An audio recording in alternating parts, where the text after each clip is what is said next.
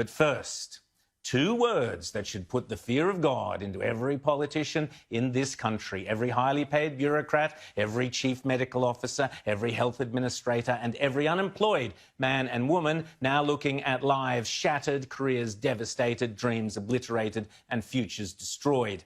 Two words that are also two European countries, Sweden and Switzerland.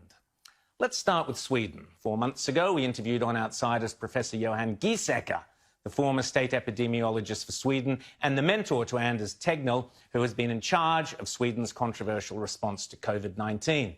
On that show, which any politician in Australia could have chosen to watch, Professor Johan Giesecke spelt out in crystal clear detail that you could not eradicate the coronavirus, you could only slow it down, and that the only people that should be quarantined were the elderly and the vulnerable as a preventative measure. A major lockdown, he warned, such as they did in the UK and we are now seeing in Victoria and New Zealand, he warned would simply leave the population without herd immunity, so permanently vulnerable, and in the process completely destroy our economies. Let me now quote from Friday's editorial in the UK Telegraph, not some crazy conspiracy rag, but one of Britain's most respected newspapers. Here's what they said.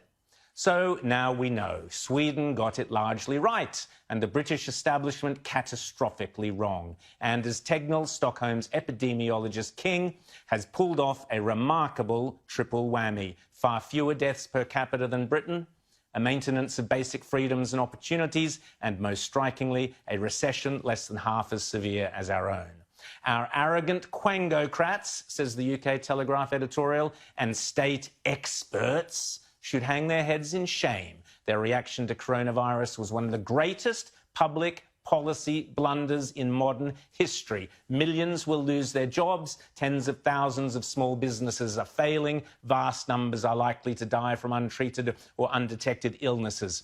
Sound familiar? Daniel, Jacinda, Anastasia? Also this week, Dr. Sebastian Rushgrove, a Swedish doctor writing on the Spectator Coffeehouse blog, confirms firsthand the success of the Swedish approach. He writes, all the COVID patients have disappeared. It is now 4 months since the start of the pandemic and I haven't seen a single COVID patient in over a month. Says the Swedish Dr. Rushgrove.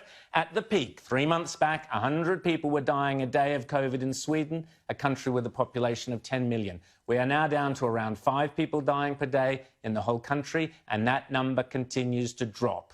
The daily risk per person of getting infected is 1 in 10,000, which is minuscule. Basically, COVID is in all practical senses over and done with in Sweden.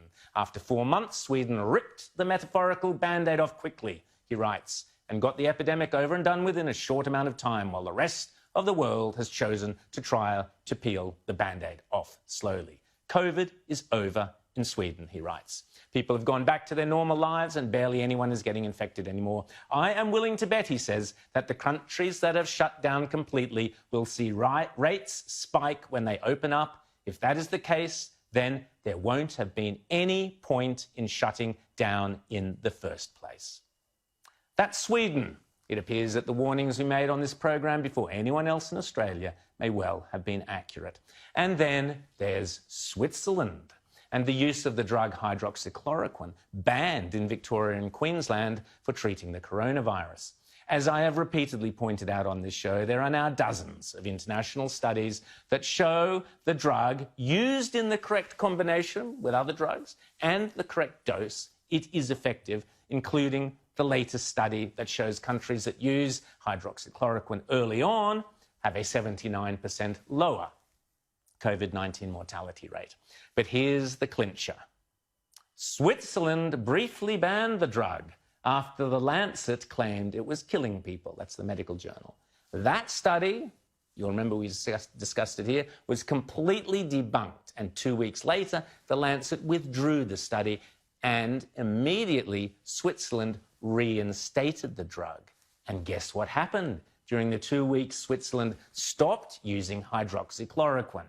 Well, according to a study done by Johns Hopkins University, the consequences of suddenly stopping hydroxychloroquine can be seen by examining the case fatality ratio index For Switzerland, it can be seen that during the weeks preceding the ban on hydroxychloroquine, the index fluctuated between 3 and 5%. But after stopping outpatient hydroxychloroquine use, the country's COVID-19 deaths increased 4 times to the highest level it had been since the pandemic began, oscillating at over 10 to 15%. Then, when early outpatient hydroxychloroquine was reinstated on June the 11th, the fourfold wave of excess lethality rapidly returned back to where it was. And there are plenty of other reports, such as the one on DocWire News, that says our findings suggest that patients confirmed for COVID-19 infection should be administered HCQ as soon as possible. Or a study from China that says patients treated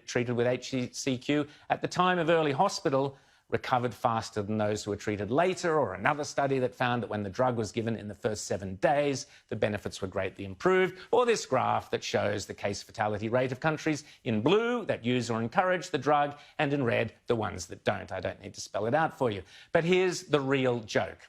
I have been denigrated this week by the medical community in Australia for merely reporting this news and discussing hydroxychloroquine use around the world, talking about the drug.